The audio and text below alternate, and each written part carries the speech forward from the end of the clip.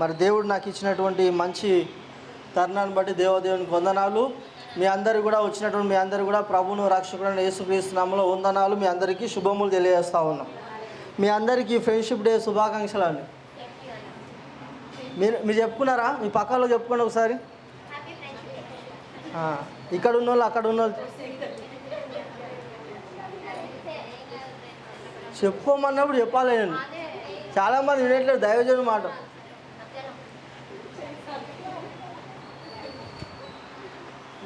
ప్రభువునందు ప్రియులారా, ఇంకో విషయం చెప్పాలి. యాక్చువల్గా సృష్టిలో మానవుని చేశాడు కదా దేవుడు. మొట్టమొదటి ఆదాము హవ్వను చేశాడు కదా. చేసినప్పుడు దేవుడు ఎక్కడున్నాడు? పరలోకంలో ఉన్నాడు దేవుడు. సమీపించరాని తేజస్సులో మహిమాన్వితమైనటువంటి స్థలం ఉన్నటువంటి దేవాది దేవుడు మనుషుని సృజించిన తర్వాత భూమిని, ఆకాశాన్ని, పక్షాదులను, సమస్తాన్ని కూడా, సముద్రాన్ని అన్నీ కూడా సృజించిన తర్వాత దేవుడు ఏం చేశాడంటే ప్రతిరోజు మానవుని దగ్గరికి వచ్చి ఏం చేశాడు? ఒక స్నేహితునిలో సంభాషించినట్టు దేవుడు ఏం చేశాడంటే మానవునితోని స్నేహం చేశాడు.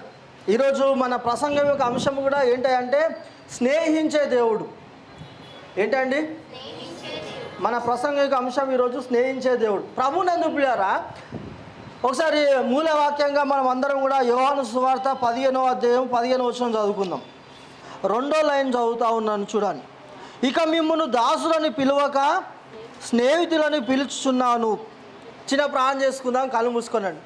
పరిశుద్ధుడా, గొప్ప దేవ, సర్వోన్నతుడా, నీ ఘనమైన నామానికి వందనాలు, కృతజ్ఞతాస్తుతులు, స్తోత్రం చెల్లిస్తూ యేసయ్యా నీవు స్తుతిస్తూ ఘనపరుస్తూ ఉన్నాము.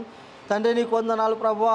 ఈ యొక్క స్నేహితుల దినమున నాయన నీకు వందనాలు. మేమందరం కూడా నీకు స్తోత్రం చెల్లిస్తున్నాను ప్రభువా. నీ సన్నిధిలో అయా నీకు వందనాలు చేరి ఈ విధంగా స్తుతించి ఆరాధించి నీ నామను మహిమపరచడానికి దేవానికి స్తోత్రం చెల్లిస్తున్నాను నాయన. మీరు ఇచ్చినటువంటి ఈ గొప్ప తరుణాన్ని బట్టి, ఇచ్చిన రక్షణను బట్టి నీకు వందనాలు, నీకు స్తుతులు స్తోత్రం చెల్లిస్తున్నాను.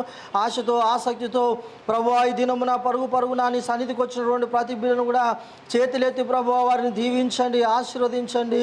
నాయనానికి స్తోత్రం చెల్లిస్తూ ఉన్నాను. ఈ దినము నాయన నీకు వందనాలు. వాక్య భాగము ద్వారా ప్రభువా చేరి వచ్చినటువంటి సంఘముతో ఆయన నీకు వందనాలు. చిన్నలు మొదలుకొని వృద్ధుల వరకు నేను యవనస్తులతో కూడా ప్రభువా వాక్యము ద్వారా నేను మాట్లాడమని సన్లో ప్రార్థిస్తున్నాను, బతిలాడుతున్నాను. వాక్యం ప్రకటించడానికి అత్తలిపుడను, దుమ్మిని, ధూళిని, మట్టివాన్ని, ఒట్టివాన్ని, బాహుబలయుడని నిలబడి ఉంటుండగా కనికరం గల దేవాన్ని బలమైనటువంటి నీ హస్తాన్ని నీ పరలోకం నుంచి చాచి దీనిని బలపరచండి. నీ బలమైన ఆత్మతో నింపండి. నూతన తైలముతో నన్ను అభిషేకించి నా నోటి నీ వాక్కును పెట్టి ప్రభువా నన్ను నీ శిలువ చాటున మరుగుపరిచి కూడినటువంటి ప్రజలతో నాయన వాక్యం ద్వారా ముఖాముఖి వారితో మాట్లాడి నీ చిత్తాన్ని నాయన నీకు వందనాలు అందరికీ తెలియజేసి ప్రభువా నీ వాక్యం ద్వారా నీ ప్రజలను దీవించుమని నీకే స్తుతి స్తోత్రం ఘనతమయ ప్రభావాలు చెల్లిస్తూ యేసుక్రీస్తు పరిశుద్ధ నామమున ప్రార్థిస్తున్నాను పరమ తండ్రి. ఆమేన్, ఆమేన్. ప్రభునందు ప్రియులారా, చదవబడినటువంటి లేఖన భాగం మీ అందరికి తెలిసిన విషయమే. అక్కడ ఎవరు మాట్లాడుతున్నారంటే మన ప్రభువును రక్షకునటువంటి యేసుక్రీస్తు వారు శిష్యులతో మాట్లాడుతూ ఉన్నాడు. శిష్యులతో మాట్లాడుతూ ఏమంటాడంటే ఇక మిమ్మును దాసులని పిలవక స్నేహితులనని పిలుచుచున్నానని చెప్పించి సాక్షాత్తు ఎవరు అని అంటున్నారంటే దేవాది దేవుడు అంటూ ఉన్నాడు. ఇక్కడ యేసుక్రీస్తు వారు ఏమంటారంటే నాయనా మీరు నా దాసులు కాదు, మీరు నాకు ఎలాంటి వారు? స్నేహితులు లాంటి వారు అని చెప్పేసి పరలోకంలో ఉన్నటువంటి దేవుడు మనుష్య రూపముగా భూమికి వచ్చిన తర్వాత శిష్యులను ఏర్పరచుకొని శిష్యులను ఏమని పిలుస్తున్నాడు అంటే ఒక స్నేహితులను పిలిచినట్టు పిలుస్తూ ఉన్నాడు. ప్రభునందు ప్రియులారా, సృష్టిలో తీయనిది స్నేహం పోయి అది లేని జీవితం వ్యర్థమైనాయి అని చెప్పేసి ఒక కవి అన్నాడు. ఈ అన్ని బంధాల కంటే ఏ బంధం చాలా గొప్పది అని అన్నారంటే స్నేహబంధం గొప్పది అన్నారు. ఎందుకనంటే ఇప్పుడు తల్లి ఉందనుకోండి, తల్లి కుమారునికి కుమార్తెకి మధ్య బంధం కూడా గొప్పదే. కాకపోతే అది దేన్ని బట్టి? తల్లి నవమాసాలను కన్నీ పెంచి తన కడుపున ఎంతో జాగ్రత్తగా పోషించి పెంచింది కాబట్టి పిల్లల పట్ల తల్లిదండ్రులకు ఆ విధమైనటువంటి ఏమంటారు ప్రేమ, అనురాగం, ఆప్యాయత అనేది ఉంటుంది. కానీ స్నేహితుల మధ్య అట్లా కాదు. స్నేహితులు అంటే ఇప్పుడు తల్లిదండ్రులకు ఉన్నటువంటి సంబంధం ఉండదు. వాళ్ళు ఎక్కడో పుడతారు, ఏదో ప్రాంతంలో ఉంటారు, లేదంటే ఏదో వేరే వాళ్ళు ఉంటారు. కానీ కాకపోతే ఏంటంటే స్నేహంలో ఉన్నటువంటి ఆ మాధుర్యం అంత గొప్పది. వారు ఏ ప్రాంతం వారైనా, ఏ కులం వారైనా, వాళ్ళు ఎటువంటి పరిస్థితుల్లో ఉన్నాయని కూడా వారి ద్వారా కనుక స్నేహంలో ఉన్నటువంటి మంచి స్నేహం కనుక మనం చేస్తే ఆ స్నేహంలో మాధుర్యము అంత గొప్పది. ఇప్పుడు ఉదాహరణకి మీకు ఒక విషయం చెప్పాలి. ఈ విషయం యవ్వనస్తులు చాలా జాగ్రత్తగా మీరు ఈ విషయాన్ని మీరు మనసులో పెట్టుకోవాలి. తల్లిదండ్రులను మనం ఏర్పరచుకున్న మన చేతిలో ఉండదు. నేను పలానా అమ్మాని వారి కుటుంబంలో ఉండాలి అని చెప్పేసి అనుకునే ఆప్షన్ అనేది మన చేతిలో ఉండదు. కానీ స్నేహితులను ఎంచుకునేటువంటి ఆప్షన్ ఎవరికి ఉందా అంటే మీ చేతిలోనే ఉంది. మీరు మంచులతో స్నేహం చేశారనుకోండి, మీరు కూడా ఏమవుతారు? మంచి వాళ్ళు అవుతారు. అంటే బాగా చదువుకునే వాళ్ళ గురించి చెప్తున్నా. మీరు మంచి చదువుతున్న మీ క్లాస్లో మంచి లక్షణాలు ఉండి చదువు మీద మంచి శ్రద్ధ కలిగి అట్లాంటి అమ్మాయితో కనుక అంటే యవన కన్యకలు ఉన్నారు కాబట్టి చెప్తున్నా. అటువంటి వాళ్ళతో మీరు స్నేహం చేశారనుకోండి, మీకు కూడా ఏమవుతుంటుంది అంటే ఆ అమ్మాయి ఉన్నటువంటి అందులో ఆ అమ్మాయిలో ఉన్నటువంటి ఆ లక్షణాలు బట్టి మీరు కూడా చదవాలి. నా స్నేహితురాలు చదువుతుంది, ఆమె ర్యాంక్ వస్తుంది, ఆమె అందరూ మెచ్చుకుంటున్నారు చదువులో, కాబట్టి నేను కూడా ఏం చేయాలి? మంచిగా చదివి క్లాసులు టీచర్ ద్వారా నేను మంచిగా అనిపించుకోవాలి, అందరి చేత నేను షెబాష్ అనిపించుకోవాలని చెప్పేసి ఆమె చదువుతుంటే ఈమె కూడా చదవాలనిపిస్తుంటుంది. అదే మన యవ్వనస్తులు ఉన్నారు, కాలేజీకి వెళ్తూ అక్కడ స్కూల్ సరిగ్గా కాలేజ్ సరిగ్గా పోకుండా, ఆ హోంవర్క్ సరిగ్గా చేయకుండా, చెప్పినటువంటి ఆ ప్రాక్టికల్ సరిగ్గా చేయకుండా డుమ్మాలు కొడుతూ జూలైగా అవారుగా తిరిగే వాళ్ళు ఉన్నారు అనుకోండి. అటువంటి వాళ్ళతో స్నేహం చేశారనుకోండి, వీళ్ళు కూడా ఏమవుతారు? చెడు స్నేహంలో వాడి చెడిపోతారు. ప్రభువునందు పిల్లారా, అయితే నా అంశం ఏంటంటే యేసుక్రీస్తు వారి ఇక్కడ దేవాది దేవుడు ఏమంటారంటే మిమ్మల్ని దాసులని పిలవక స్నేహితులని పిలుస్తూ ఉన్నాడు. ప్రభునందు పిల్లారా, సృష్టిలో అసలు యాక్చువల్గా ఆదాముని అవ్వను సృజించిన తర్వాత దేవుడు అక్కడ చూడండి ఒకసారి మూడో అధ్యాయము, ఆదికాండం 3వ అధ్యాయము 8వ వచనము. చల్లపూటను ఆదామును అతని భార్యయు తోటలో సంచరిస్తున్న దేవుడైన యెహోవా స్వరమును విని. అంటే ఇక్కడ ఏం చేస్తా ఉన్నారంటే దేవుడు చల్లపూటను ఏం చేస్తున్నాడు? దేవుడు ఆ తోటలో దేవుడు ఏ తోట అయితే ఆదామును అవ్వను వేసి ఆ తోటనంతా కావలి కాయినాయని చెప్పేసి పెట్టాడు, ఆ తోటలోనికి ఎవరు వస్తూ ఉన్నారంటే దేవాది దేవుడు వస్తూ ఉన్నాడు. అంటే ఈ వాక్య భాగంలో మనము శిష్యులతో యేసుక్రీస్తు వారు చెప్పారు కదా, నేను మిమ్మల్ని స్నేహితులని పిలుస్తున్నాను కదా. కేవలం ఆ సందర్భంలో మాత్రం కాదు, సృష్టి ప్రారంభంలో నుంచి కూడా దేవుడు ఏం ఆశిస్తున్నాడు అంటే మానవుణ్ణి ఒక స్నేహితుడు ఏ విధంగా అయితే స్నేహిస్తూ ఉంటారో ఆ విధమైన స్నేహభావంతో దేవుడు తను చూస్తూ ఉన్నాడు. ప్రభునందు పిల్లరా, ఇక్కడ మాత్రమే కాకుండా అనోకు విషయంలో కూడా అనోకును కూడా దేవుడు ఏమన్నాడంటే అనోకు కూడా ఏం చెప్పాడంటే దేవునితో నడిచాడంట. చూడండి 5వ అధ్యాయం 21వ వచనం, ఆదికాండం 5వ అధ్యాయం 21. అనోకు మెతుషెలను కన్న తర్వాత 300 ఏళ్ళు దేవునితో నడుచుచు కుమారులను కుమార్తెలను కనేలును. 24వ వచనం, అనోకు దేవునితో నడిచిన తర్వాత దేవుడు అతనిని తీసుకొని పోయెను గనుక అతడు అంటే ఇక్కడ మానవ జాతి ప్రారంభమైన తర్వాత ఆదాము తదనంతరం వచ్చినటువంటి సంతానంలో ఒకడైనటువంటి అనోక గారు ఎవరితో సహవాసం చేస్తూ ఉన్నాడు? దేవునితో సహవాసం చేస్తూ ఉన్నాడు. దేవునితో నడిచాను అని అంటే అర్థం ఏం చెప్పండి? అంటే నీకు తెలియకపోతే నేను చెప్తాను. అనోక అంటే ఎవరితో నడిచాడంట? దీనికి ఒక మంచి సండే స్కూల్లో ఒక కథ ఉంది. యాక్చువల్గా అంటే ఒక పెద్ద ఆయన రాశాడు దీన్ని. సండే స్కూల్లో ఇట్లనే మీరు మీ పిల్లలు సండే స్కూల్ పంపిస్తున్నారో లేదో తెలీదు, పంపిన వాళ్ళు ఎవరు ఉంటే సండే స్కూల్ పంపించండి. తల్లిదండ్రులు కూర్చోబెట్టి నాన్న ఈరోజు సండే స్కూల్లో ఏం చెప్పారా అని అడిగారంట. సండే స్కూల్లో ప్రతి ఆదివారం చెప్తారు కదా మీ టీచర్ అమ్మ, మీకు కథ చెప్తారు కదండి, బైబిల్లో ఉన్న స్టోరీ చెప్తారు కదా. ఈరోజు ఏం చెప్పారు నాన్న అని చెప్పేసి అంటే మమ్మీ అనోకు ఇద్దరు ప్రతిరోజు కూడా దేవునితో నడిచారంట. ఒకరోజు హనోక్ గారు నడుస్తూ ఉంటే దేవుడు ఈయనిద్దరు మాట్లాడుతూ పోతుంటే ఎక్కడికి వెళ్ళారంటే పరలోకానికి వెళ్ళిపోయారంట ఇద్దరు. ఎవరెవరు? అనోకు గారు దేవుడు ఇద్దరు కలిసి మాట్లాడుకుంటా ఏమైందంటే అనోకు గారు దేవుని దగ్గరికి వెళ్ళిపోయాడు, పరలోకంకి వెళ్ళిపోయాడంట. అప్పుడు దేవుడు అని అంటే అనోకు నువ్వు చాలా దూరం నడిచి వచ్చావు, ఇక్కడనే ఉండిపో అని చెప్పేసి అన్నాడంట. ఇక ఎవరిని? అనోకుని. కాబట్టి అనోకు గారు ఎక్కడికి వెళ్ళిపోయాడు ఇప్పుడైనా? అక్కడికి వెళ్ళిపోయాడు అని చెప్పేసి ఆ స్టోరీ చెప్పాడంట. అయితే ప్రభునందులారా చెప్తున్న అంశం ఏంటంటే ఇందులో అనోకు గారు దేవునితో ఆ విధంగా స్నేహం చేస్తాడు, నడిచాడు. అంటే ఆయన అడుగుజాడలో నడవడం. అనోకు కాలంలో ఎలా ఉందంటే ఇప్పుడు ఎలా అయితే దుష్టత్వం ఉందో, ఏ విధమైనటువంటి పాపం ఉందో, ఏ విధమైన అన్యాయం ఉందో, ఏ విధమైన వ్యభిచారం ఉందో, ఏ విధమైన తాగుబోతనం ఉందో, ఏ విధమైనటువంటి విచ్చలవిడితనం ఉందో, సేమ్ అనోకు కాలంలో కూడా అదే పాపం ఉంది, అదే భయంకరమైనటువంటి వ్యభిచారం ఉంది, త్రాగుబోతనం ఉంది, అవిధేయత ఉంది, తల్లిదండ్రులను లోబడిన వారి స్వభావము అనోకు కాలంలో ఉంది. అయితే అనోకు మాత్రం ఏం చేశాడంటే మెతుషెలని ఎప్పుడైతే అన్నాడో అనోకు జీవితంలో గొప్ప మార్పు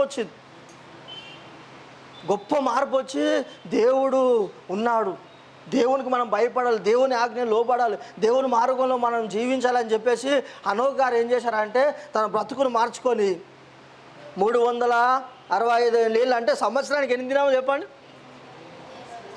సంవత్సరానికి ఎన్ని దినాలు? 365 కదా, వెరీ గుడ్. ఇప్పుడు అనోకు గారు ఎన్ని సంవత్సరాలు నడిచాడు అట్లా? అనోకు గారు 360 సంవత్సరాలు, మన 782 ఏళ్ళు. అందులో ఆయన సగం జీవితం ఏం చేశాడంటే కుమార్తె కనడానికి, అంటే అంతకుముందు నడవలేడు. మెతుషెలని కనిన తర్వాతనే 360 ఏళ్ళు మాత్రమే దేవునితో నడిచాడు. అంతకుముందు నడవని దేవుడు ఏం చేశాడంటే లెక్క పెట్టలేదు. అది మన జీవితంలో కూడా అంతే. మరి మనకు కూడా ఇన్ని సంవత్సరాలు ఇంతకాలం ఆయుష్ ఇస్తున్నాడు కదా, మనం దేవునితో నడుస్తున్నామా? మనం దేవునితో స్నేహం చేస్తున్నామా అండి? మనం దేవుని సన్నిధిలో ప్రార్థన చేస్తున్నామా? దేవుడు ఎంతో విలువైనటువంటి వాక్యాన్ని మనకి ఇచ్చాడు. మనకు దినముకి 24 గంటలు దేవుడు మనకి ఇస్తే మనం మరి దేవునితో సావాసం చేస్తున్నామా, లోకంతో సావాసం చేస్తున్నామా? అనోకు గారు చక్కగా ఆయనకి ఇచ్చిన ఆయుష్కాలంలో సగం జీవితం వ్యర్థమైపోయినప్పటికీ తర్వాత బుద్ధి తెచ్చుకొని, ఎందుకంటే ఈ విషయం నేను అనలే, అక్కడ రాయబడిన వాక్యం చూడండి. అనోకు 65 ఏళ్ళు బ్రతికి అనోకు మెతుషెలను కనిన తర్వాత 305 ఏళ్ళు, అంటే అంతకుముందు 65 ఏళ్ళు ఏమైంది మరి? అంతకుముందు 65 ఏళ్ళు దేవునికి భయపడలేదు ఆయన. ఎప్పుడైతే మెతుషెలను కన్నాడో అప్పుడు ఏం చేశాడంటే తన బ్రతుకును మార్చుకొని దేవునికి సమర్పించుకొని దేవుని మార్గంలో నడిచాడు. ప్రభువునందు ప్రియులారా దేవునితో ఆ విధమైనటువంటి స్నేహం ఎవరు చేశారు? అనోకు గారు చేస్తారు. తర్వాత మీరు ఇదే నోవా గురించి కూడా చూస్తే 6వ అధ్యాయము 9వ వచనంలో నోవా వంశవాళ్ళు ఇదే నోవా నీతిపరుడును తన తరములో నిందారహితుడై ఉండెను. నోవాహు దేవునితో కూడా చూడండి. నోవా గారు కూడా ఏం చేస్తూ ఉన్నారు? దేవునితో నడవడం అంటే దేవుడు చెప్పినటువంటి ఆజ్ఞలలో నడుచుకోవడం. క్రీస్తు కూడా తన అడుగుజాడలలో మీరు నడుచుకునే వాళ్ళని మీకు మాదిరి ఉంచిపోయినని చెప్పేసి 2 పేతురులో రాయబడింది. ప్రభునందు ప్రియులారా ఒకడు నా ఆజ్ఞలు గైకొనుటే నన్ను ప్రేమించుట అని చెప్పేసి వాక్యాలు మనం చూస్తూ ఉన్నాం. ఇప్పుడు భక్తులందరి జీవితం మీరు బాగా పరీక్షించారనుకోండి, ప్రతి వారు కూడా దేవునితో ఏం చేశారంటే దేవునితో నడిచారు. మీరు ఉదాహరణకి అబ్రహాం కనుక తీసుకున్నారనుకోండి, అబ్రహాం గారు కూడా దేవునితో ఏం చేశారంటే ఆయన స్నేహం చేశాడు. ఈయన దేవునితో స్నేహం చేయడం పక్కన పెట్టండి, దేవుడే ఏం చేశాడంటే దేవుడే అబ్రహాం దగ్గరకు వచ్చి మాట్లాడేవాడు ఆయనతో. ఒక సందర్భంలో ఏమవుతుందంటే దేవుడు సోదమ గొమొర్రా అనే ప్రజలు ఇప్పుడు కూడా అదే పాపం ఉంది. ఇప్పుడు ప్రపంచవ్యాప్తంగా కనుక మీరు చూస్తే ఇప్పుడు మన ప్యారిస్ ఒలింపిక్స్ జరిగాయి తెలుసా అండి మీకు? ప్యారిస్లో ఏం జరుగుతున్నాయంటే ఒలింపిక్స్ అది 4 సంవత్సరాలకు 5 సంవత్సరాలకు ఒకసారి జరుగుతాయి. అయితే అది మొన్న ఫస్ట్ డే రోజు ఏం చేశారంటే స్టార్టింగ్ సెరమనీ ఉంటుంది కదండి, ఆ రోజు ఏం చేశారంటే ప్రపంచ చరిత్రలో రాజులలో కూడా దేశ అధికారులు కూడా యేసయ్య అంటే ఎంత అసహ్యమో చూడండి. ఇప్పుడు వాళ్ళు ఏం చేశారంటే ఆ సెరమనీ రోజు ఏం చేశారంటే చాలా సంస్కృతి కార్యక్రమాలు చేసి అందులో యేసయ్యని అసహించుకునేటట్టు, యేసుక్రీస్తుని ఆయన సువార్తని ఈ బైబుల్ని అసహించుకునేటట్టు వాళ్ళు ఏం చేశారంటే యేసయ్య లార్డ్ సప్పర్స్ అని చెప్పి ప్రభు రాత్రి భోజనం చివరి రాత్రి భోజనం అని చెప్పేసి ఏం చేస్తాడు ఆయన ఒక టేబుల్ వేసుకొని అందరితో కూర్చొని భోజనం చేస్తారు కదండి. దాన్ని ఏం చేశారంటే ప్యారడీ చేశారన్నమాట, స్నూప్ చేశారు ఒక రకంగా చెప్పాలంటే. ఇప్పుడు దానికి ఆ మధ్య ఎలక్షన్ టైంలో ఏం చేస్తుంటారంటే అది మన ఐ ఛానల్ వాళ్ళు, తర్వాత ఈ TV9 వాళ్ళు కొన్ని ఏం చేస్తుంటారంటే స్నూప్ చేస్తుంటారు. ఏది మన కేసీఆర్ లాంటి ఒకరిని పెట్టి అది ఇట్లా ముఖం పెట్టి ముక్కిట్లా పెట్టి ఇట్లా అనిపించడము, తర్వాత చంద్రబాబు లాగా ఇట్లా అనిపించడము, ఆ జనసేన లాగా ఆయనలాగా ఒకటి వేపించేసి ఇట్లా అనిపించడము, ఇట్లా వేస్తుంటారు కదా. సేమ్ అట్లా ఎవరిని చేశారంటే ఏసయ్య నిలబడి అందరికి ఇలా రొట్టె వంచేసి ఆ యొక్క ప్లేస్లో ఒక అమ్మాయిని పెట్టారు గలీజ్గా.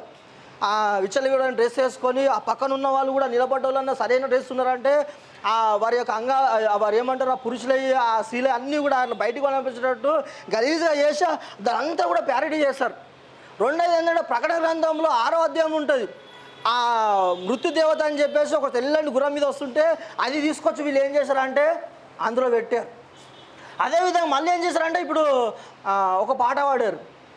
యాక్చువల్గా మనము పుట్టినప్పుడు ఏంటంటే మనము బట్టలు లేకుండా పుడుతున్నాము, మనకెందుకని బట్టలు అని చెప్పేసి వాళ్ళు ఏం చేశారంటే ఒకడు ఆదికాండంలో దేవుడు ఏ విధంగా తోట వేసి చక్కగా తోట వేసి ఆ తోటలో అవ్వని ఆదామును పెడితే వీళ్ళు ఏం చేశారంటే దానికి వ్యతిరేకంగా దేవునికి వ్యతిరేకంగా దేవుని వాక్యానికి వ్యతిరేకంగా వాడు ఒక అర్ధనంగా బట్టలు వేసుకొని వచ్చేసి దానికి వ్యతిరేకంగా పాట పాడమాట.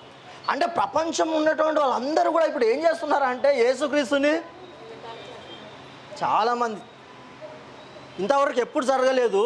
ఇప్పుడు ఆ దాదాపు కొన్ని దేశాలు అక్కడ పాల్గొంటాయి. అటువంటి దేశంలో ఉన్నటువంటి ప్రపంచవ్యాప్తంగా జరిగేటటువంటి ఆ ప్రదర్శనలు ఏం చేశారంటే దేవుని యొక్క వాక్యాన్ని యేసుక్రీస్తుని ఒక ఆయనని ఏం చేశారంటే యేసుక్రీస్తు లాగా గడ్డము ఇంటికి వేయించి ఆయనకి ఆడమే ఒకటి వేయించి డ్యాన్స్ చేయించారు అన్నమాట. సో చాలామంది మీకు తెలియదు, చాలామంది మన వెస్టర్న్లో అదేవిధంగా వేరే వేరే దేశాలు ఉన్న వాళ్ళందరూ కూడా దీన్ని ఖండించారు. మా మీద చేశారు కదా, ఒక క్రైస్తవులను ఎట్లయితే చేశారు, ఒక ముస్లిం చేయగలుగుతారా మీరు అని చెప్పేసి మనల్ని ప్రశ్నించారు. నేను ఎందుకు ఈ విషయం చెప్తున్నా అంటే ప్రభునందు పిల్లరా, చాలామంది కూడా దేవుడు ఎంతో ప్రేమించి మనుషులను ఈ కొరకు తన మహిమగల సింహాసనం విడిచిపెట్టి రండి నశించిపోకుండా నన్ను ఆశ్రయించండి పరలోక రాజ్యాన్ని పొందనని చెప్పేసి యేసుక్రీస్తు వారిని మానవులు ప్రేమిస్తుంటే మానవులు ఏం చేస్తున్నారంటే దేవుని మీద ఈర్ష్య, అసూర్య, కోపం, దేశంతో దేవునికి విరోధంగా జీవిస్తూ నాశనాన్ని వారి మీద నెత్తి మీదకి కొని తెచ్చుకుంటా ఉన్నారు. సేమ్ ఇట్లాంటి సోదమ ఘోరం ప్రజలు కూడా అలాగే చేస్తారు. ప్రజలు దేవునికి విరుద్ధమైన పాపము చేస్తూ భయంకరమైనటువంటి జారత్వంలో, వ్యభిచారంలో, మోసంలో, అన్యాయంలో, అక్రమంలో జీవిస్తూ ఉంటే దేవుని యొక్క కోపము, దేవుని యొక్క ఉగ్రత వారి మీదకి వచ్చి ఏం చేశాడంటే ఆ పట్టణాన్ని నాశనం చేద్దాం అనుకుంటు. అయితే అక్కడ ఎవరు ఉన్నారంటే అబ్రహాము గారి యొక్క కుమారుడైనటువంటి అంటే పెంచుకున్నటువంటి లోతు గారు ఏం చేశారంటే ఆ పట్టణంలో ఉన్నాడు. ఆ సొదొమ గొమొర్రా ప్రాంతం నివాసం ఉంటే అప్పుడు దేవుడు ఏం చేశాడంటే అబ్రహాం జ్ఞాపకం చేసుకున్నాడు అన్నమాట. అబ్రహాం జ్ఞాపకం చేసి అయ్యో ఆ లోతు కూడా అందులో ఉన్నాడు, అబ్రహాం నా స్నేహితుడు కాబట్టి ఆయన బట్టి ఆయన తప్పిస్తానని చెప్పేసి దేవుడు ఏం చేశాడంటే ఆ పట్టణాన్ని నాశనం చేయడానికి ముందు ఏం చేశాడంటే అబ్రహాం దగ్గరికి వచ్చాడు. ఇప్పుడు 18:7 చదవండి ఒకసారి. 17 వచ్చిన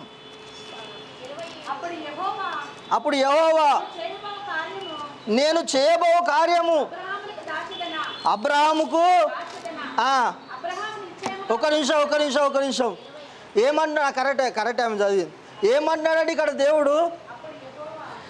దేవాది దేవుడు వచ్చి ఏమంటున్నాడంటే అబ్రహాముకి నేను చేయబోయే కార్యమును దాచేదన. అంటే స్నేహితులు మాత్రమే ఏం చేస్తుంటారు అంటే ఏ విషయమైనా ఎవరితో పంచుకుంటారు? స్నేహితులు మాత్రమే. తల్లిదండ్రులకు చెప్పని సంగతులు ఎవరు చెప్తారంటే స్నేహితులు గారు చెప్తారు, స్నేహితుడికి చెప్పుకుంటారు. భర్త కానీ, భార్య కానీ, తల్లి కానీ, తండ్రి కానీ చెప్పుకునే సంఘటనలు ఉంటాయి. కానీ ఆ బాధ అంతా ఎవరితో చెప్పుకుంటారు చెప్పండి? స్నేహితులతో, నమ్మకమైన స్నేహితులతో చెప్పాలి. ఎవరితో పడితే వాళ్ళతో మీ విషయాలు చెప్పుకున్నారు అనుకోండి, వారు ఏం చేస్తారంటే ఊరంతా మీ గురించి చెడు ప్రచారం చేస్తూ ఉంటారు. అయితే ప్రభునందు పిల్లలు ఇక్కడ దేవాది దేవుడు కూడా ఏం చేస్తున్నాడంటే అబ్రహాం దగ్గర వచ్చి నేను ఒక కార్యం చేయబోతున్నా. ఇక్కడ నుంచి వచ్చాడైనా పరలోకం నుంచి వచ్చాడైనా పరలోకం నుంచి వచ్చాడు. ఎందుకోసం వచ్చాడంటే అబ్రహాం గారితో కొన్ని విషయాలు మాట్లాడి తర్వాత సొదొమ గొమొర్రా పట్టణాన్ని నాశనం చేయబోతున్నాను అబ్రహామా మరి నువ్వేమంటావు చెప్పు అన్న దానికి వచ్చాడన్నమాట. వస్తే అప్పుడు అబ్రహాం గారు ఇక్కడే ప్రార్థన చేస్తాడు, ప్రభువా అక్కడ 100 మంది నీతిమంతులు ఉంటే ఆ పట్టణాన్ని కాపాడావా అని చెప్పేసి అబ్రహాం గారు దేవుని బతిమలాడతాడు. అయితే ఎందుకు ఈ విషయం చెప్తున్నా అంటే ఇక్కడ దేవుడు ఏం చేస్తూ ఉన్నాడు? అబ్రహాంతో స్నేహిస్తూ ఉన్నాడు. మాట్లాడడం కాదు, ఇక్కడ అబ్రహాంతో స్నేహిస్తూ ఉన్నాడు. తల్లిదండ్రులకు మన తండ్రికి, భార్యకు, భర్తకి కొంచెం చెప్పుకునే విషయాలు మాత్రము మనం ఎలా అయితే స్నేహితులకు మాత్రం పంచుకుంటామో, ఇక్కడ దేవాది దేవుడు కూడా ఏం చేస్తూ ఉన్నాడంటే అబ్రహాముతో ఆ స్నేహితుడు మాట్లాడుతూ ఉన్నాడు. ప్రభునందు పిల్లరా, మీరు యెషయా 41:8 కనుక చూస్తే అక్కడ కూడా ఈ విషయం రాయబడుతుంది. చూడండి, అబ్రహాం గురించి రాయబడి ఉంటుంది అక్కడ.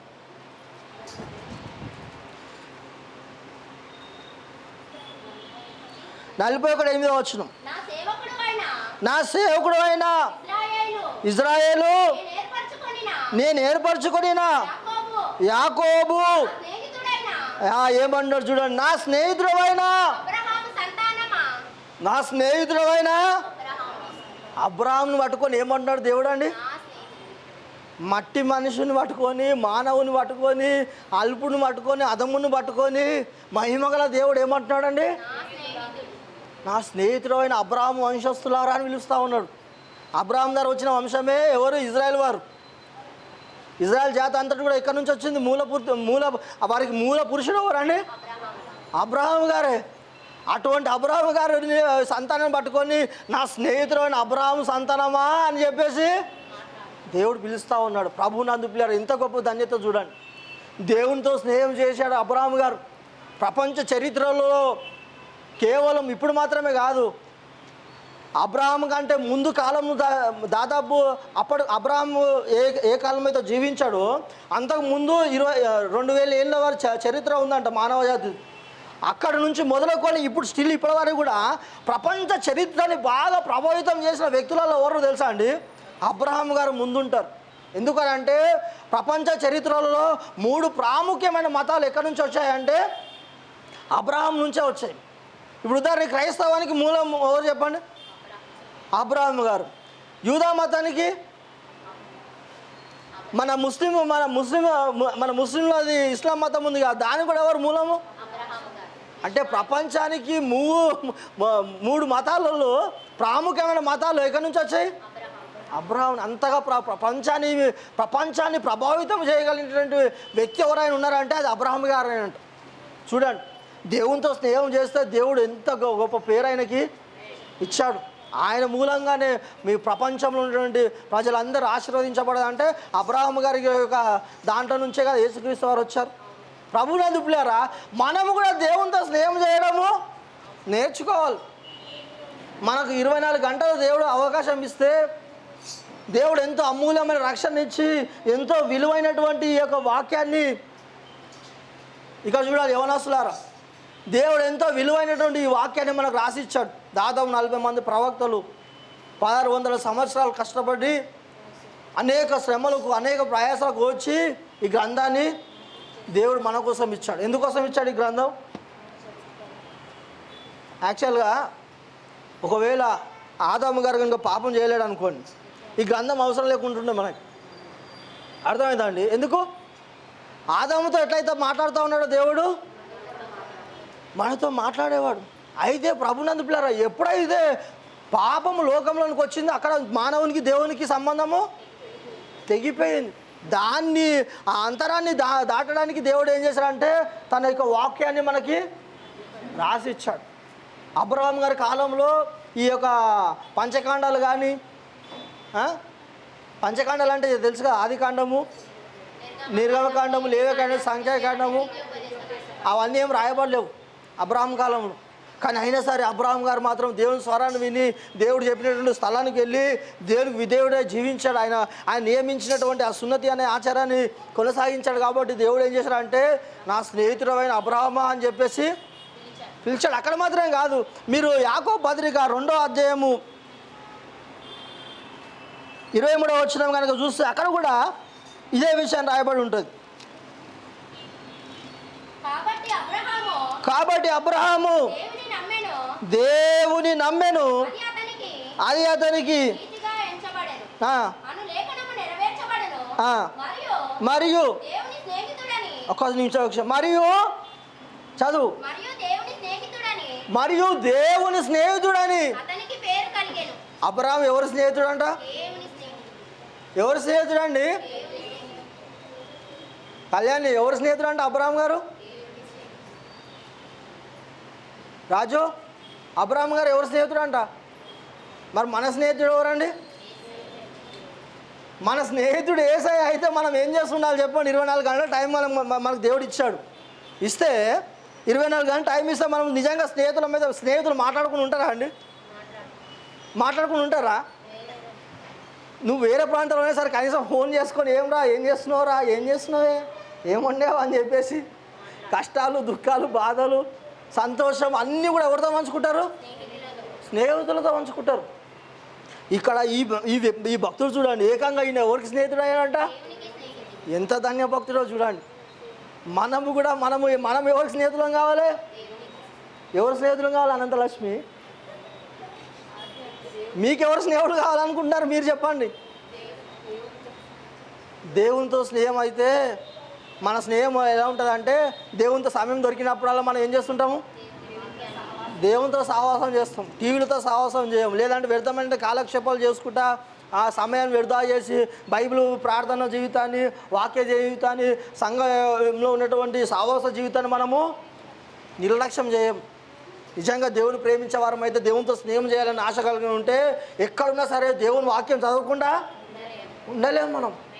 ప్రభునందు పిల్లారా, ఈ విధంగా మోషేని దేవుడు ఏం పిలుస్తున్నా అంటే నా స్నేహితుడైన అబ్రహాం పిలిచాడు. మోషేని కూడా అదే అన్నాడు. 33వ అధ్యాయం నిర్గమకాండము 33వ అధ్యాయం 11వ వచనంలో అక్కడ కూడా దేవుడు ఏం చేస్తూ ఉన్నాడో చూడండి. అక్కడ మనుషుడు తన స్నేహితుతో మాట్లాడినట్టు యెహోవా మోషేతో ముఖాముఖిగా మాట్లాడుచుండెను. అంటే ఇక్కడ కూడా దేవుడు ఏం చేస్తూ ఉన్నాడు? మోషేతోని స్నేహితునితో మాట్లాడుచుండేనంట. రజిత ఏం చేస్తున్నాడు? దేవుడు ఇక్కడ స్నేహితుతో నీతను కూడా మాట్లాడాలని ఇష్టపడతాడు ఆయన. నీతను కూడా. గీతిక, ప్రవంతిక,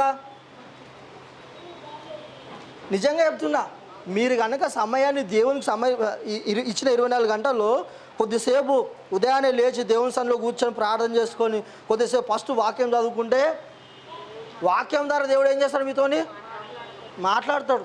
మీకు బంగారు భవిష్యత్తుని ఇస్తాడు దేవుడు.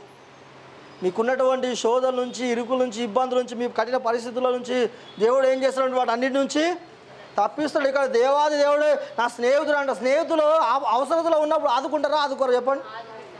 ఆదుకోరా అండి? ఎవరు ఆదుకున్నా నిజమైన ఇప్పుడు స్నేహితులలో 2 రకాలు ఉన్నారు. మీకు ఈ విషయం చెప్పాలి. కొందరు అవకాశవాదులు ఉంటారు. అవకాశవాది అంటే ఇప్పుడు ఉదాహరణకి నేను అబ్షలోం అని ఉన్నాం అనుకోండి. నేను అంటే మీకు అర్థం కాలేదు చెప్తున్నా. అబ్షలోం మంచి ధనం గలవాడు, నా దగ్గర ఏం లేవు. అయితే అవసరానికి కొద్దీ అన్నతో స్నేహం చేస్తూ అవసరం ఉన్నప్పుడు ఆయన తీసుకొని ఆయన దగ్గరికి తెచ్చుకొని వాడుకుంటా ఉన్నా. కానీ ఆయనకు అవసరం వచ్చింది, అప్పుడు నా దగ్గర ఉన్నాయి. అప్పుడు నేను ఏం చేయాలి? నేను సాయం చేయాలి కదా. అట్లుండదు కాబట్టి అని చెప్పి కట్ చేస్తారు. ఇక అట్లాంటి వాళ్ళు ఏం చేస్తారంటే అవసరాన్ని వాడుకునేవారు వాళ్ళని అవకాశవాదులు అంటారు అన్నమాట. అట్లాంటి వాళ్ళు కాదు స్నేహం అంటే. నిజమైన స్నేహితుడు అంటే ఏం చేస్తారంటే సామెతలు 17:17 నిజమైన స్నేహితుడు విడువక ప్రేమించును, దుర్దశలో అంటే అట్టివాడు సహోదరుడుగా. అంటే నిజమైన స్నేహితుడు ఏం చేస్తాడంటే విడువక నిన్ను ప్రేమిస్తాడంట. నీకు ఎప్పుడైనా దుర్దశలు ఉంటే అటువంటి సమయంలో ఏం చేస్తాడంట? సహోదరుగా ఉండి నేను ఆదుకుంటాడని చెప్పేసి చెప్తా ఉంది. అదేవిధంగా మన ప్రభు అయిన యేసుక్రీస్తు వారు అటువంటి ప్రేమను మన పట్ల చూపెట్టాడు. ఎప్పుడు చూపించాడంటే నశించిపోతున్నటువంటి మానవాళ్ళందరినీ నరకము నుంచి, శాపము నుంచి, పాపము నుంచి, వ్యాధుల నుంచి, అపాధి బంధకాల నుంచి విడిపించి పరలోకాన్ని చేర్చడానికి దేవుడు ఏం చేశాడంటే పరలోకం నుంచి దిగివచ్చి భూమిపైన 33.5 సంవత్సరాలు జీవించి శిలువ పైన తన చేసినటువంటి ఆ గొప్ప బలియాగము ద్వారా ఆయన ఏం చేస్తూ ఉన్నాడంటే ఆ నిజమైన ప్రేమను మన పట్ల కనపరిచాడు. ఇదే యోహాను సువార్త 15వ అధ్యాయంలో అక్కడ రాయబడింది చూడండి. అక్కడ ఏమంటాడంటే తన స్నేహితులు చదువు ఫస్ట్ నుంచి చదువు. తన స్నేహితుల కొరకు తన ప్రాణం పెట్టువాని కంటే ఎక్కువైన ప్రేమ గలవాడు అంతగా ప్రేమించింది ఎవరు చెప్పండి? ఇప్పుడు స్నేహితుల కోసం ప్రాణం పెట్టేంతగా మించిన స్నేహం ఎవరిది లేదంట. మరి ఆ విధంగా మనం ప్రాణం పెట్టేంతగా ఎవరైనా ప్రేమిస్తారా అండి? నేను అభిషేకాన్ని ఇద్దరం ప్రేమించుకున్నాం అనుకోండి, అభిషేకాన్న మేము ఆయన ఇద్దరం ప్రేమించుకుంటే ఎంతవరకు ఉంటుంది మా యొక్క స్నేహము? సరే ధనం ఉంటే సాయం చేస్తాం మేము, కానీ ప్రాణం పెట్టేంతగా ప్రేమిస్తారా ఎవరైనా? ఇప్పుడు ప్రాణం పెట్టాను అనుకోండి, ఇక నేను ఉంటాను ఆ భూమి మీద. ఒక మనుషుడు తన ప్రాణకు ప్రతిగా ఏమి ఇచ్చునా అన్నాడు యేసయ్య. ప్రాణం పెట్టేంతగా ఎవరు ప్రేమించారు, కానీ ఆ విధంగా ప్రేమించే వాళ్ళు కూడా కొందరు ఉన్నారంట. అటువంటి ప్రేమతో ఏం చేస్తున్నాడు అంటే యేసయ్య మన కోసము శిలువ పైన తన ప్రాణాన్ని పెట్టాడు. ప్రభునందు పిల్లరా, ప్రాణం కంటే ప్రేమించేటటువంటి స్నేహితుడు ఉండొచ్చు లోకంలో, కానీ మన దేవుడు ఏం చేశాడు అంటే ఏమాత్రము ఎన్నిక లేని వాడిని స్నేహితులలో కూడా ఎట్లుంటారు అంటే అదొకటి. మళ్ళీ అందులో కూడా ఏముంటుందంటే దాని స్వార్థం ఉంటుంది. వీటిని ఇప్పుడు నేను వాడిని ఆదుకున్నాను అనుకోండి, రేపు వాడు నన్ను,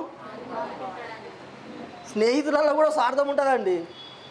ఆమెతో ఈరోజు మనం కూరండి పక్కింటి వాళ్ళకి మనం ఈరోజు కూర వేసి పంపించామనుకోండి, రేపు మళ్ళీ ఆమె ఏం చేస్తుంది, మళ్ళీ రేపు ఆమె వండి మనకి పంపిస్తుంది. ఈరోజు బిర్యానీ మనం రేపు ఆమె వండినప్పుడు పలావరం మనం పెట్టి పంపిస్తాం. అంటే స్నేహంలో కూడా ఏముంటుంది అంటే స్వార్థం ఉంటుంది, కానీ నిస్వార్థమైనటువంటి స్నేహము ప్రేమ ఎవరిది అంటే మన యేసయ్య. అటువంటి నిస్వార్థమైన ప్రేమతో ప్రేమించిన యేసయ్యని మనం కూడా ఏం చేయాలంటే ఆయనకి స్నేహితులాగా మనం ఆయనను ప్రేమించాలి, ఆయనకు లోబడాలి, ఆయన చిత్తానికి మనము సమర్పించుకోవాలి. ప్రభునందు పిల్లరా, మన ప్రభు అయిన యేసుక్రీస్తు వారు లోకంలో జీవించినటువంటి సమయంలో దాదాపు ఆయన ఏమని పిలిపించుకున్నాడంటే మత్తయి సువార్త 11:19 అనుకుంటాను, ఆయన పాపుల స్నేహితులను పిలిపించుకున్నాడు. ఆయన మనిషి కుమారు తినుచు తాగుచు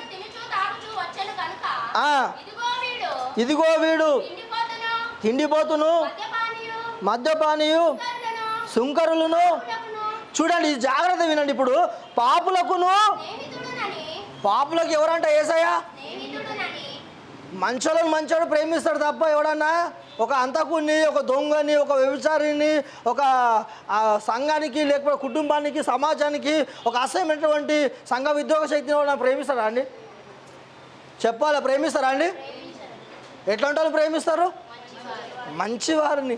మనకంటే ఒక స్థాయిలో ఉన్నతమైన స్థితిలో ఉండి రేపు మనకేమైనా అవసరం వస్తే ఆదుకునే వాళ్ళు ఎవరైనా ఉంటే అటువంటి వాడితో ఏం చేస్తుంటారు? ఇక్కడ యేసయ్య చూడండి, నేను పాపులను పిలవచ్చుతున్నా అని చెప్పేసి ఏకంగా పాపులతో ఏం చేస్తున్నాడు? ఆయన స్నేహం చేస్తూ ఉన్నాడు. ఇప్పుడు మనోళ్ళు కొందరు బయలుదేరి పరిశుద్ధులతో మాత్రమే స్నేహం అంటూ ఉన్నారు. అది కాదు.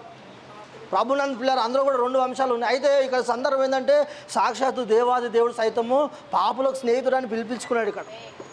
ప్రభునందు పిల్లలు అయితే మనం చేయవలసింది ఏంటంటే ఇటువంటి ప్రాణము కంటే ప్రేమించినటువంటి మన ప్రాణ స్నేహితుడు అంటే యేసుక్రీస్తు వారు ఒక విషయం చెప్పాడు. ఈ అంశాన్ని చెప్పి ముంచేస్తాను. ఏమన్నాడంటే, ఇదిగో నేను మిమ్మల్ని ప్రేమించినట్టే మీరు ఒకరినొకరు ప్రేమించుకొని అన్నాడు. అయితే ఒక విషయం చెప్పాడు ఆయన, ఈ లోకము నేను మిమ్మల్ని ఏం చేశాను? ఏర్పరచుకున్నాను. నేను మిమ్మల్ని నా స్వరక్తం ఇచ్చి మిమ్మల్ని కొని నా సొత్తుగా నేను మిమ్మల్ని చేసుకున్నాను. కాబట్టి మీరు ఏం చేయాలంటే లోకముల వైపు, లోక ఆకర్షణ వైపు, లోకంలో ఉన్న వాటి వైపుకు మీరు ఏం చేయాలి? చూడకూడదు, అటువంటి స్నేహించకూడదు అని చెప్పేసి బైబిల్ కనుక మనకు సెలవిస్తూ మీరు యాకోబు పత్రిక కనుక చూస్తే 4వ అధ్యాయము చదువు.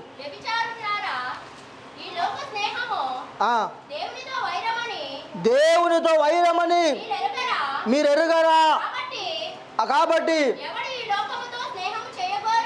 ఎవడు ఈ లోకముతో స్నేహం చేయగోరునో వాడు దేవునికి. ఇక్కడ ఏమంటాడంటే, ఇక్కడ యేసుక్రీస్తు వారు యాకోబు భక్తుడు ఏమంటాడంటే, వ్యభిచారులారా, ఈ లోక స్నేహం అంటే ఏముంది లోకంలో చెప్పాలి? పాపము. లోకంలో ప్రధానంగా 3 ఉన్నాయి. మొదటి యోహాను రాసిన పత్రిక 2వ అధ్యాయము చదువు. ఎన్నో వచ్చినాం? అది 15 నుంచి చదువు. ఈ లోకమునైనను, ఈ లోకంలో ఉన్న వాటినైనను ప్రేమింపకుడి. ఎవడైనను లోకమును ప్రేమించిన ఎడల తండ్రి ప్రేమ వానిలో లోకంలో ఉన్నదంతయు అనగా శరీరాశయు నేత్రాశయు జీవపు దంభమును. అంటే ఇప్పుడు ఇందాక మనం అక్కడ చెప్పాడు కదా, వ్యభిచార లోక స్నేహము మీకు వైరమని, దేవునితో వైరమని మీరు ఎరగరా అన్నాడు. అంటే చాలామంది క్రైస్తవులు కూడా, ఇప్పుడున్న క్రైస్తవులు ఎవరితో సహవాసం చేస్తున్నారు, ఎవరితో స్నేహం చేస్తున్నారు చెప్పండి. నువ్వు కనుక లోక పద్ధతుల ప్రకారం నీ బిడ్డ పెళ్లి చేసినావు అనుకో, నీ కొడుకు పెళ్లి చేసినావు అనుకో, నీ ఎవరితో సహవాసం చేస్తున్నాడు అంటే నీ స్నేహితుడు ఎవరు చెప్పండి. ఇప్పుడు లోకముకి ఈ లోకాధికారి ఎవడు? అపవాదితో నువ్వు సహవాసం చేస్తున్నాడు లెక్క ఇప్పుడు. అవునా అండి? అర్థమవుతుందా? ప్రాణప్రియుడైనటువంటి యేసుక్రీస్తునాథుని నమ్ముకొని ఆయన మందిరానికి వస్తూ ఆయన నా ప్రభువు నా రక్షకుడు అని చెప్పేసి ఇంకా లోకంలో ఉన్న ఆచారాలు ఆచరించే వాళ్ళు ఉన్నారు చాలామంది క్రైస్తవులు. ఇటువంటి వాళ్ళందరూ యేసుక్రీస్తుని స్నేహం చేస్తున్నారంట. ఇక్కడ ఎవరు స్నేహం చేస్తున్నారంట? లోకంలో ఉన్న వాటిని స్నేహిస్తున్నారు. అటువంటి వారిని వ్యభిచారులారా అని పిలుస్తూ ఉన్నాడు. ప్రభునందు పిల్లారా జాగ్రత్త, మనలో అటువంటిది ఉండకూడదు. ఉదాహరణకి మొదటి తిమోతి 2 తిమోతి 4:10 తీయండి ఒకసారి.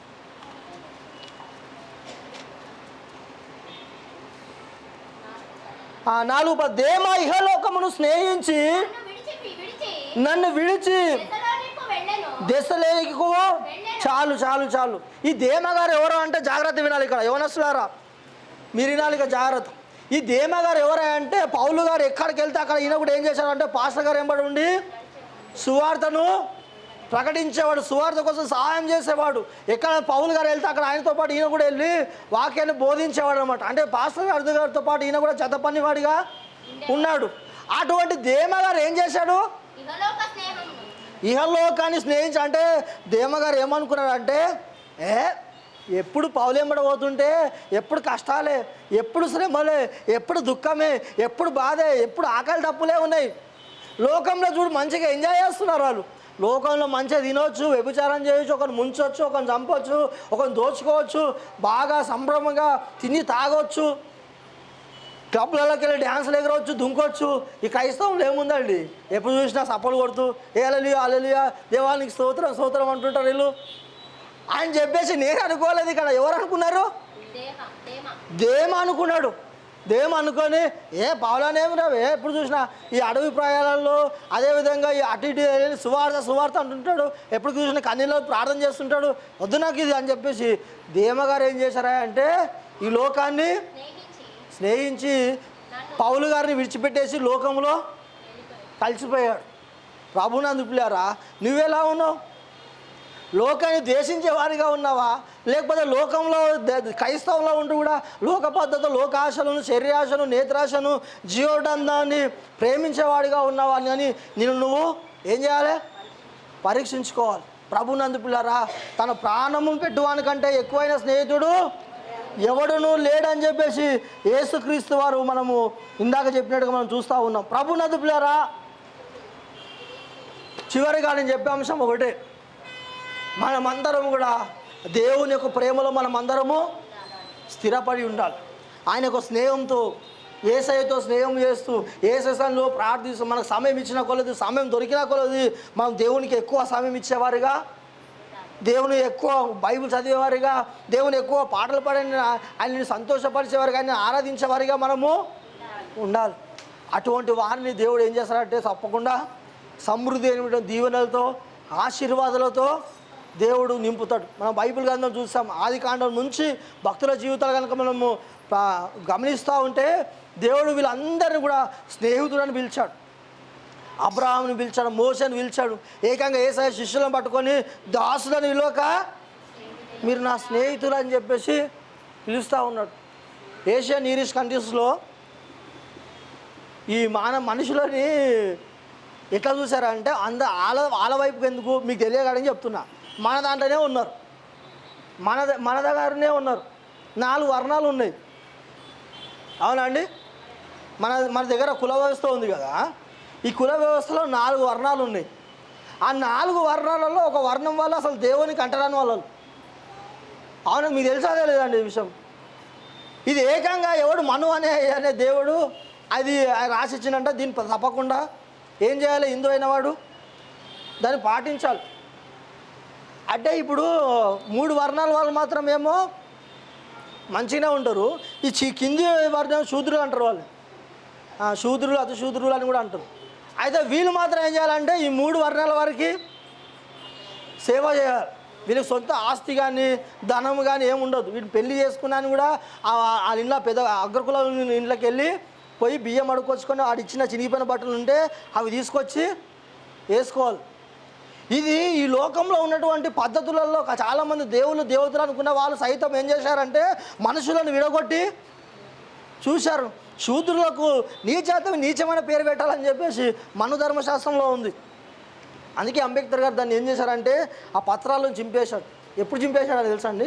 మన December 25 వస్తుంది కదా మనకి, ఆ సందర్భంలోనే ఆయన చింపాడు. అది మనమేమో December 25 రోజు మనం అందరూ ఏసై పుట్టాడు మనం అనుకుంటే, అంబేద్కరిస్టులు అందరూ ఆ రోజు బయటకు వచ్చి యూనివర్సిటీలోకి వచ్చి ఈ మను ధర్మశాస్త్రానికి సంబంధించి ఏం చేస్తారంటే వాటిని ఆ కాగితాలు, ఎందుకంటే అంబేద్కర్ అప్పుడు చింపేశారు కాబట్టి అని చెప్పి చింపేసి ఆ కాలుస్తారు. అవి ఎందుకు ఈ విషయం చెప్పానంటే, దేవుడు మనుషులను సృష్టించాడంట, అందులో మనుషులను ఏం చేశాడు, కొందరు నీచపరిచాడంట. వాళ్ళు నీచమైన వారు, అందుకే ఊరు వెనకాల వాళ్ళు పెడతారు. ఇక్కడ దేవుడు ఏమంటున్నాడు, ఇక్కడ మనుషులని నా స్నేహితుడు అని పిలుస్తూ ఉన్నాడు. ఆయన చూడండి, పరలోకంలో ఉన్న దేవుడు మన అంటే ఇతరులకు మన దేవునికి ఉన్నటువంటి తేడా చూడండి. ప్రభునందు పిల్లారా, వేరే ఇప్పుడు ఇది ఏ విషయం అయితే మన మన మన మన హైందవ మతం ఉన్నదాన్ని నేను చెప్పాను. ఇది యాక్చువల్గా దీనికంటే ముందు ఎక్కడ ఉండేదంటే బబులోన్ దేశంలో ఉండేది. బబులోను, మొసపోతియా అని చెప్పేసి ఇంకా కొన్ని ఏషియన్ నీరెస్ట్ కంట్రీస్ అంటారు. ఇవన్నీ కూడా మొట్టమొదటి అక్కడి నుంచి ఇక్కడ మన తర్వాత ఏం చేయబడ్డాయంటే వలస వచ్చాయన్నమాట. అయితే ప్రభునందు పిల్ల వాళ్ళు కూడా ఏం చేసేవారంటే మనుషులు దేవునికి చాలా నీచమైన వాళ్ళని చెప్పేసి వాళ్ళ మత గ్రంథాల్లో కూడా రాయబడ్డాయి. కానీ ఇక్కడ దేవుడు ఏమన్నాడంటే, మీరు నా స్నేహితులని ప్రేమతో పిలుస్తూ ఉన్నాడు. ప్రభునందు పిల్లారా, నీ కష్టంలో, నీ దుఃఖంలో, నీ బాధలో, నీ అవసరతలో, నీ ఇరుకులలో, నీ ఇబ్బందులలో, నీ వ్యాధులలో నేను ఆదుకునేవాడు నిజమైన స్నేహితుడు ఎవరంటే యేసయ్య. ఎవరండి నిజమైన స్నేహితుడు? గట్టిగా చెప్పాలి. నీవు ఎవరితో స్నేహం చేస్తున్నావు? యేసయ్యతో చేస్తే ఇప్పటి నుంచి నువ్వు ఏం చేయాలంటే సమయం దొరికినప్పుడల్లా ఎక్కువగా ప్రార్థన చేస్తూ ఉండాలి, ఎక్కువ ఆయనతో వాక్యం ధ్యానిస్తూ ఉండాలి, ఎక్కువ ఆయనను ఆరాధిస్తూ ఉండాలి. ఆ విధంగా చేస్తే కనుక దేవుడు తప్పకుండా మీ జీవితాలను, మీ కుటుంబాలను, మీ యొక్క వ్యక్తిగతమైనటువంటి ఆత్మీయ జీవితాన్ని దేవుడు ఏం చేస్తాడంటే ఆశీర్వదించి బలపరిచి అభివృద్ధిపరిచి మిమ్మల్ని అనేకులకు ఆశీర్వాదంగా చేస్తారు. కాబట్టి స్నేహంతో మనం మాట్లాడాలంటే మనం ఏం చేయాలి చెప్పండి? ఇప్పుడు నేను అభిషేకం మన ఇద్దరము ఏం చేస్తున్నాం, అది ఫ్రెండ్షిప్ చేస్తున్నాము. అభిషేకం అన్న ఎక్కడో ఉన్నాడు, అన్న డైరెక్టర్ కదా, ఆయన ఎక్కడో షూటింగ్లో ఉన్నాడు. ఇప్పుడు ఆయనతో నేను కలవాలంటే ఏం చేయాలి? టైం ఇవ్వాలి ఆయనకి, నేను ఆయన దగ్గర వెళ్ళి కలవాలంటే. అవునా కదా? ఇప్పుడు అన్న ఎక్కడో ఉన్నాడు, షూటింగ్ చేస్తూ ఉన్నాడు, నేను ఇక్కడ ఉన్నా. ఇప్పుడు ఆయనతో నేను కలవాలని స్నేహితుల మధ్యలో ఇప్పుడు సంభాషణ జరగాలి. వారు స్నేహితులు అంటే ఏదో అమాసకు ఒక్కోసారి పుణ్యానికి ఒకసారి ఫోన్ చేసి ఏమే ఎలా ఉన్నావే, ఏంట్రా ఏం చేస్తున్నారా అని చెప్పేసి అదే అండి. అట్లా కాదు కదా స్నేహం అంటే. ఇప్పుడు నేను అన్న ఇద్దరిని స్నేహం చేస్తుంటే వెళ్ళి కలిసి మాట్లాడుకొని అవసరమైతే మంచిగా హైదరాబాద్ బిర్యానీ వెళ్ళి ఇద్దరం ఆయన ఒక బిర్యానీ, నేను ఒక బిర్యానీ తీసుకొని తినేసి లాస్ట్లో ఛాయ్ తాగి రావాలి. అది స్నేహం అంటే. అంతే తప్ప ఏదో తూతు మంత్రాన్ని స్నేహం చేసి అది స్నేహం కాదు. అయితే దానికి స్నేహం చేయాలంటే మనం ఏం చేయాలి? టైంని ఏర్పరచాలి, టైంని ఇవ్వాలి స్నేహితునికి. స్నేహితుడు టైం ఇస్తున్నా తప్ప మనం ఏం చేయగలము? మాట్లాడుకోవాలి. ఆ స్నేహం అనేది, ఆ బంధం అనేది దృఢంగా ఉండదు.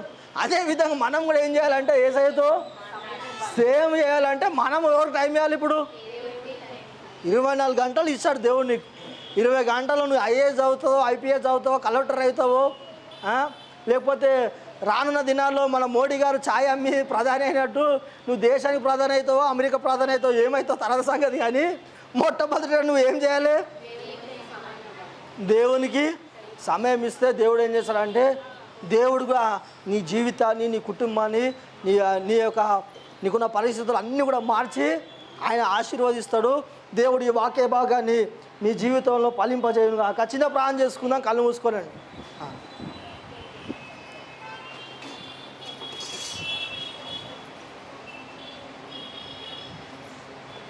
ప్రభునందు పిల్లరా, ఇంతవరకు కూడా స్నేహితుల దినోత్సవ సందర్భంగా మనం ఏం విన్నామంటే స్నేహించే దేవుడు అని చెప్పేసి విన్నాం. మన దేవుడు ఎటువంటి వాడంటే పాపులై పతనమైపోయి మానవాళిని ఆయన స్నేహించేవాడిగా, స్నేహితుడా అని పిలిచేవాడిగా ఉన్నట్టుగా మనం చూస్తూ ఉన్నాం. లోకంలో అనేక దేవుళ్ళు దేవతలు అనేక మతాలు ఉన్నప్పటికీ క్రీస్తుని ప్రేమించినంతగా కాకుండా మనుషులను అనేక రకాలుగా వర్ణాలు వారిగా వర్ణించి వారిని దూరపరిచేటట్టుగా నీచపరిచినట్టుగా మనం చూస్తున్నాం. కానీ ఇక్కడ సాక్షాత్తు యేసయ్య ఏమంటున్నాడంటే నా స్నేహితుడా అని చెప్పి పిలుస్తూ ఉన్నాడు. అయితే ఆయనతో మనం స్నేహం చేయాలంటే ఆయన చెప్పిన ఆజ్ఞలను, ఆయన శాస్త్రాలను, ఆయన కట్టడలను, ఆయన ఉపదేశాన్ని మనం అనుసరించి జీవించాలని చెప్తా ఉన్నాడు. ఆ విధంగా జీవించినప్పుడు మాత్రమే, ఆ విధంగా మనం ఆయన ఒక మార్గంలో నడిచినప్పుడు మాత్రమే మనము కూడా ఆయనకు స్నేహితులం అవుతాం. ఎంత గొప్ప ధన్యత! అబ్రహాము గారిని నా స్నేహితుడా అని పిలిచాడు, మోషేని నా స్నేహితుడని దేవుడు పిలిచాడు. ప్రభునందు పిల్లరా, ఈ లోకంలో దేవుడు మనకిచ్చిన ఆయుష్ను ఆరోగ్యాన్ని బట్టి మనము దేవునితో స్నేహం చేస్తున్నామా, లేక దేమాలాగా ఇహలోకాన్ని స్నేహించి దేవునికి విరోధమైనటువంటి జీవితాన్ని జీవిస్తున్నావా అని చెప్పేసి ఈ దినము నువ్వు పరీక్షించుకొని నీ జీవితంలో కనుక, నీ కుటుంబంలో కనుక దేవునికి ఆయాసకరమైన క్రియలు ఉంటే వాటన్నిటిని కూడా తొలగించి వేసుకో ఈ దినమునే.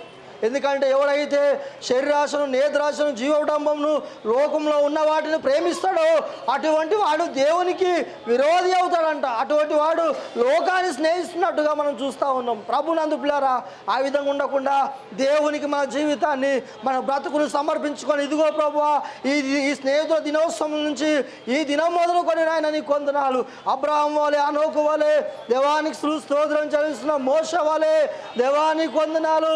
అయా నీతో స్నేహం చేస్తూ ప్రభువా నీ సన్నిధిలో నడుచుకునే కృపను నాకును నా కుటుంబానికి దయచేయని ప్రార్థిస్తే దేవుడు తప్పకుండా కృపనిచ్చి దేవుడు నీ కుటుంబాన్ని, నిన్ను, నీ భవిష్యత్తుని ఆశీర్వదించి అనేకులకు ఆశీర్వాదంగా మలుస్తాడు.